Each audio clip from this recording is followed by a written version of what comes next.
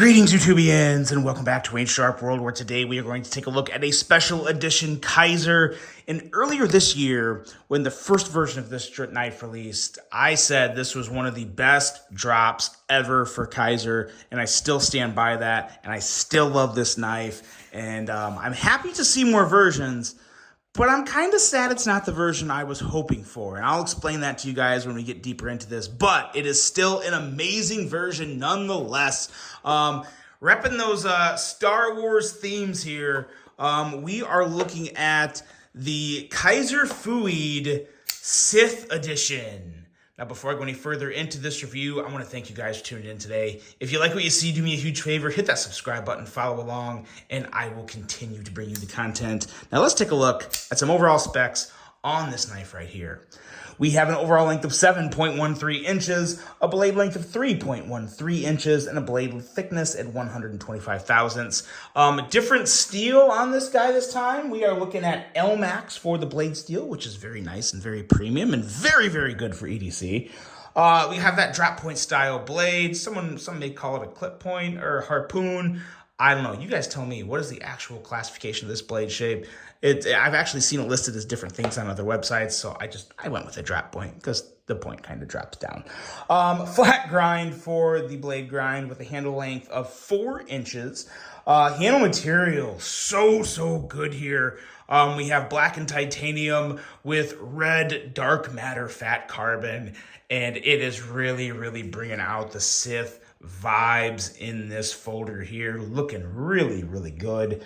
Frame lock for the locking mechanism with a user of a right hand only tip up carry, weight coming in at 3.1 ounces, designed by Vuin Nam An, and a price of $209. Now, the price did go up a little on this. That's never a great thing, but I do think it's kind of justified. It's one of those things to where when you get into the Star Wars realm, originally this knife was, I think, $179.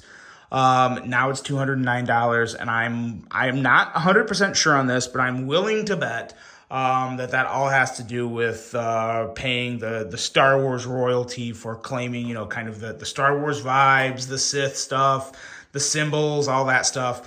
I think has to do with the increased price. Maybe a little of it with some of the materials, but the version for $179 is already used in carbon fiber and dark matter and all that good stuff. So yeah, kind of is what it is, but still an amazing knife.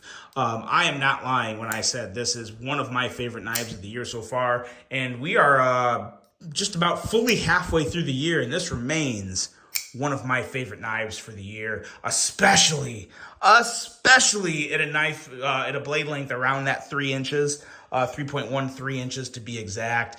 Amazing medium sized knife.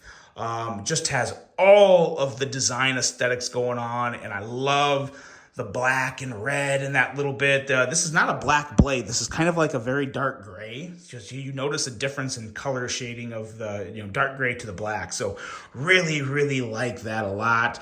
I'm not sure what the symbol is. Need to do a little more research and figure out just what this symbol is about here. Because to be honest, I just don't have a clue. I'm assuming it's Star Wars related, but I really don't know. So outside of that, typical performance of this guy is just still phenomenal. I love the ergos on this guy. One of the reasons, though, I'm still hoping and crossing my fingers that Kizer will give us a large version of this. Probably I'm thinking like a 3.6, 3.7 inch bladed version of this would be perfect for me. If you just enlarged everything a certain percentage, that would give a little more of a finger choil here, give you a little more room here for regular grips. Still feels really good in my hand. I don't really have any big quarrels with it, but there's just something inside me that knows this knife would be better if it was a little bigger. So I hope they bring us the large Fooid later this year. That would be amazing. But this knife here is still amazing with the ergos, with the inlays, with these studs. I love these studs. There's sometimes when the weird shaped studs are a complete failure and they're not fun to use and they just cause trouble. These are not those. These are it. These are them. They are good. They are fun. They are super, super fidgety. And at the end of the day, they feel pretty good on the thumbs too. Don't get any real thumb wear or chafing or anything that is uncomfortable. Just a very, very awesome knife to fidget with, to carry, to cut with.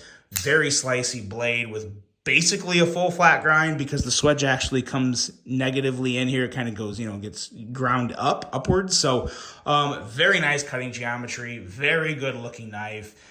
It's just a banger, guys. It's an absolute banger. A little more expensive for this one, but on the bright side, there's also still the original versions of this available for the $169, $179 for a few different models. So I'll have them all linked below. This is one Kizer.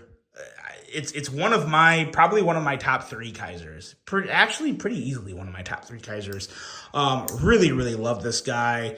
Good in every single way. The Kizer Fooey Sith edition. So let me know what you guys think of that. I really hope you enjoyed this little overview here. Hope you have a great rest of your day.